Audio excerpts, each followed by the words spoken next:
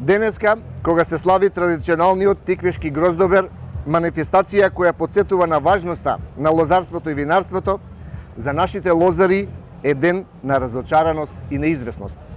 Лозарите се оставени сами да се борат и со винариите и со државата. И по една недела нема никаков одговор од владеачкото мнозинство во собранието за предлогот што ние од пратеничката група на СДСМ го поднесовме за дополнителна финансиска поддршка на лозарите од 3 денари за килограм. Додека бербата и откупот на винското грозје се ближат кон крајот, нема најава ниту дали, ниту кога ќе биде ставен на дневен ред предлогот за изменување на законот за вино по скратена постапка што го поднесовме до собранието. Ова само покажува дека власта нема слух, ниту желба да им помогне на лозарите. Наместо да ги заштити лозарите, владата ги штити големите бизниси и винариите. Додека власта нема слух за 3 денари поддршка за лозарите, без проблем им даде 2 денари поддршка на винариите. Лозарите алармираат дека одредени винарии имат увезено вино и затоа се намалува откупот на винското грозје, иако се уште не е завршена бербата.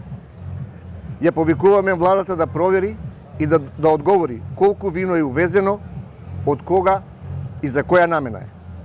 Недозволиво е во сред берба да се увезува вино и од озгора на се власта да ги наградува со 2 денари поддршка. А за лозарите, тие без кои што не е возможно производство на вино, да нема финансиска поддршка.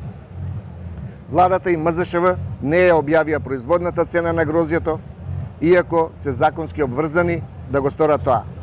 Со тоа, винариите беа ослободени од обврската да ја почитуваат методологијата која предвидува надомест од најмалку 25% од производната цена. Наместо реална и законска цена, лозарите добија зголемување на основна цена од само половина денар. Во 2023 година лозарите добиваа 2-3 денари дополнителни субвенции.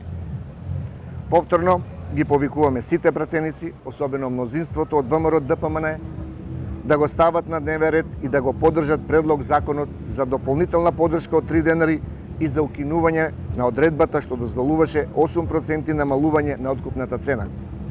Со овие измени директно им се помага на лозарите да имаат исплатливо производство, да се обезбедат фер услови за откуп и да се спречат манипулации со нивниот труд. Благодарам.